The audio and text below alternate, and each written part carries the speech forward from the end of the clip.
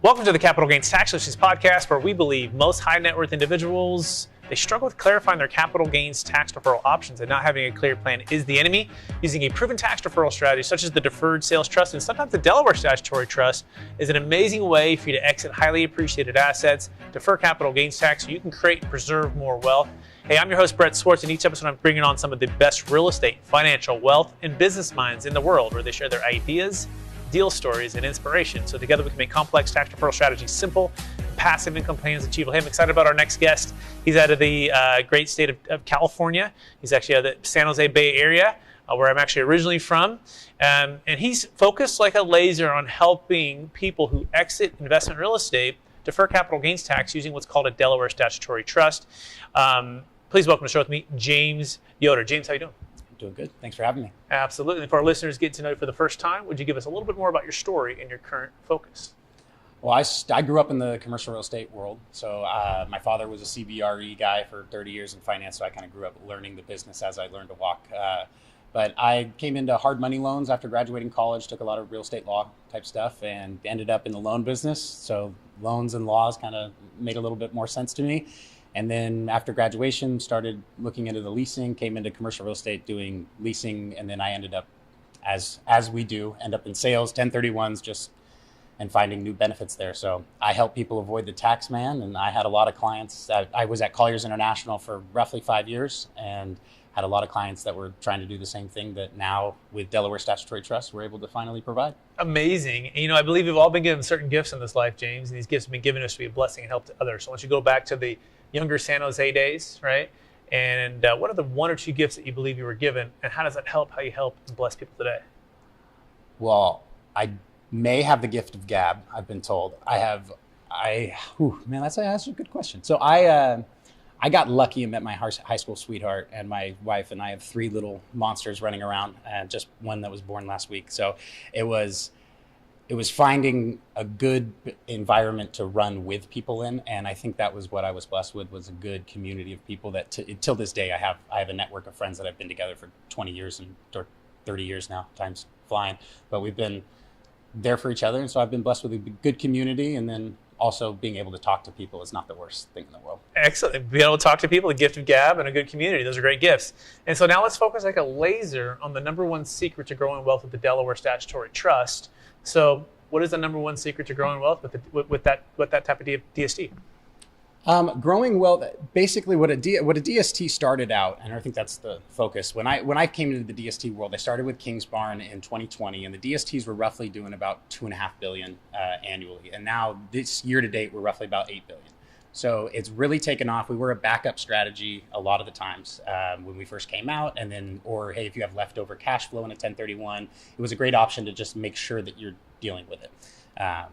But the biggest benefit, I would say, or the wealth building part of it, is you're getting cash flow. It's truly passive cash flow. So when you invest in a Delaware Statutory Trust, you're getting a pro rata share ownership of, we acquire buildings between 20 million and 120 million. We put them inside of a trust, that Delaware Statutory Trust. The only reason why we use a DST, Delaware Statutory Trust, is because it's the only 1031 exchange accommodable trust.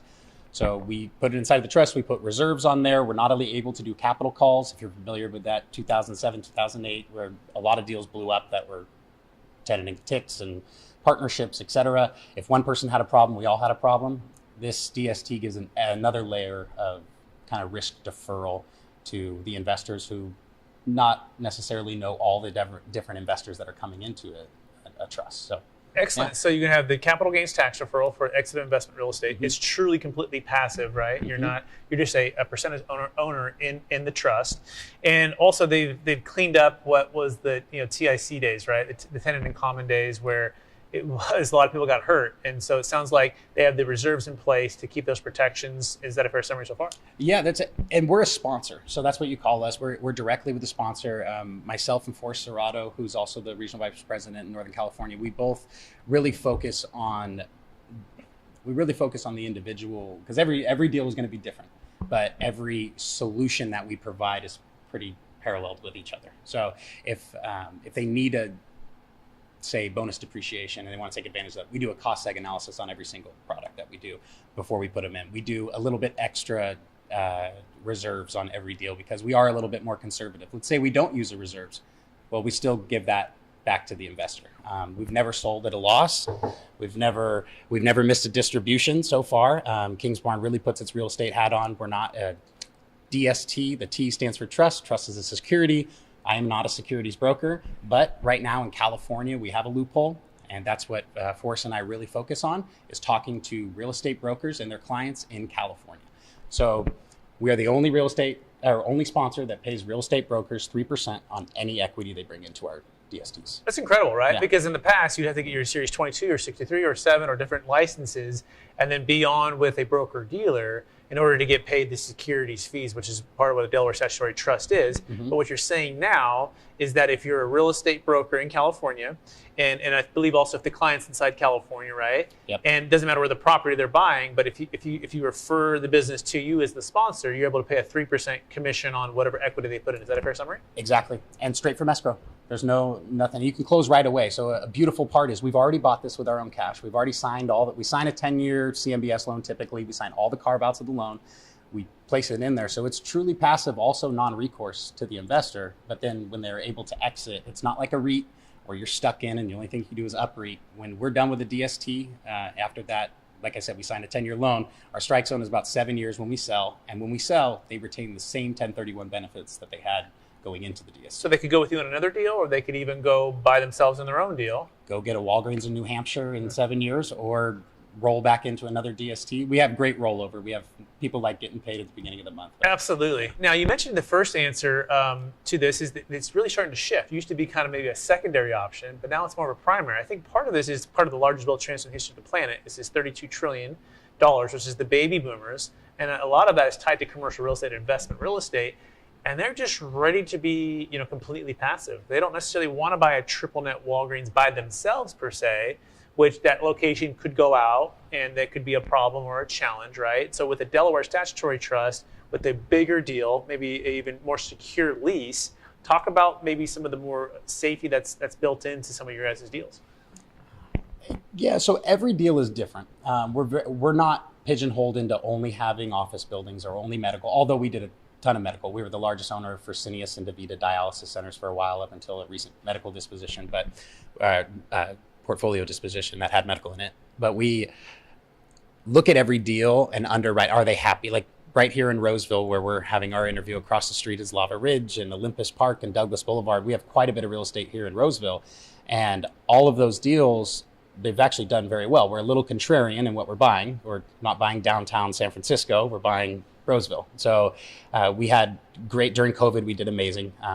We actually didn't miss any of our income streams coming in as well. So not missing any rent and doing well during these ups and downs. We're very picky on that asset, to go back to that. So our underwriting is 99% of what kind of keeps us alive here. Excellent. And also, another part of the Delaware Statutory Trust that I love is the ability to replace the debt requirement. Part of the 1031, especially any debt over basis, can be hit as ordinary income taxes, even more than just cap gains tax. So it's very important that you replace that debt over basis, especially.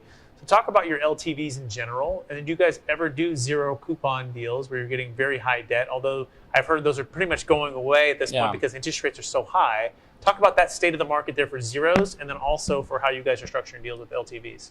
Yeah, right now we have deals. We have a deal with no debt on it. So we have a deal with no debt, and we have, like you're saying, some deals are a little bit higher. Our strike zone for the DSTs, our DSTs that we put out, roughly about 50%, 42%, 53, 55, that around that arena.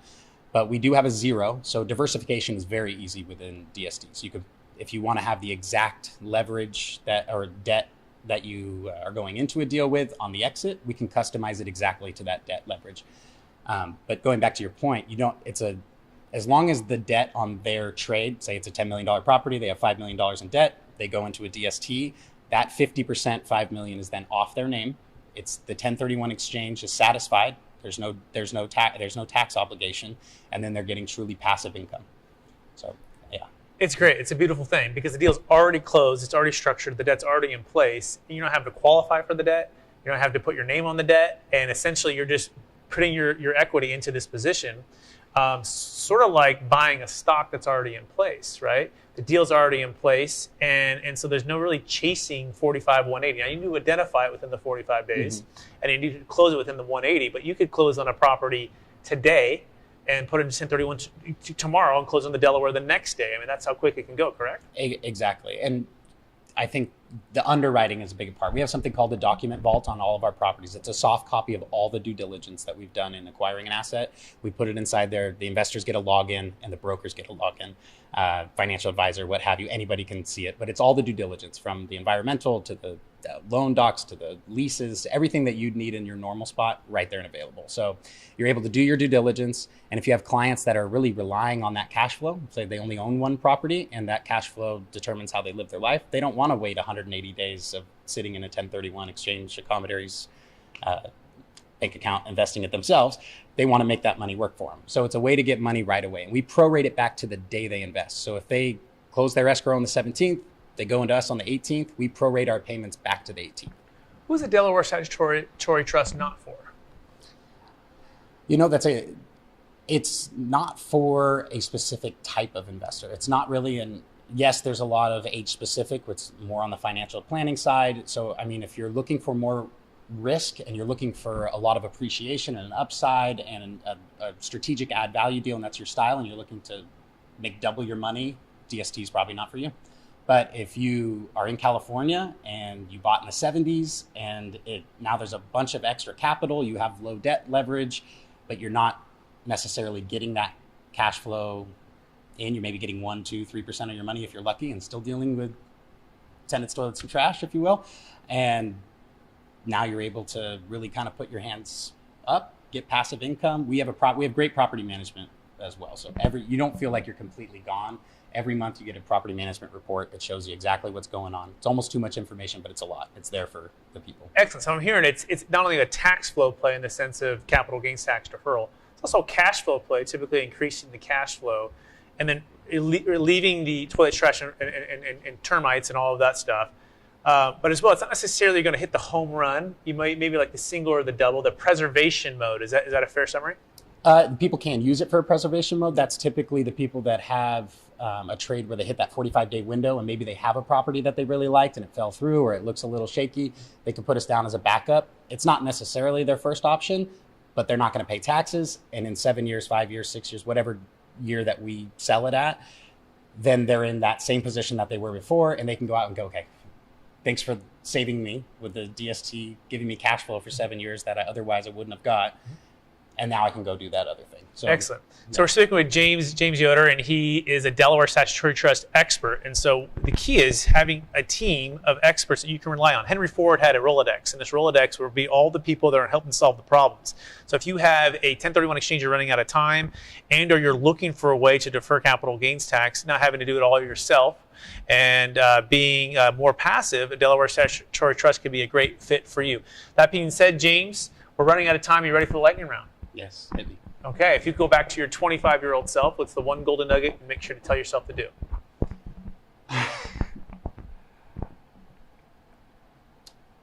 I am a big advocate of writing down your goals. So I say write down your goals, but don't make new checklists. Finish the checklist. Write one down and finish it. Excellent. What's the number one book you've recommended or gifted the most in the past year? The one I've gifted? The Bible. Excellent. Yeah. Question number 3. What are you most curious about right now? Well, in the financial realm of curiosity right now, I'm curious what we're thinking up in the Fed raising rates and stuff like that. I'd like to get in the brain of what's going on up there, but we're definitely a good option for people running into that struggle as well. We've secured our debt 90 days ago. 60 days ago. It's already done. That's good. Next question. Number one leadership quote or theme that you strive to live by? When in doubt, tell the truth. Excellent. Last question. After all your success, helping all the people you've helped, how do you stay centered in your values, and how do you stay encouraged to charge forward to reach new heights?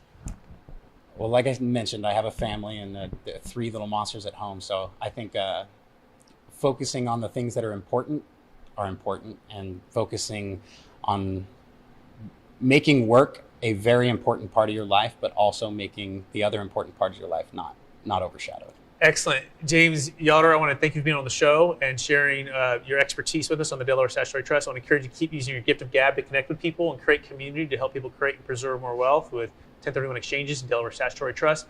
For our listeners who want to get in touch with you, what's the best place for them to find you?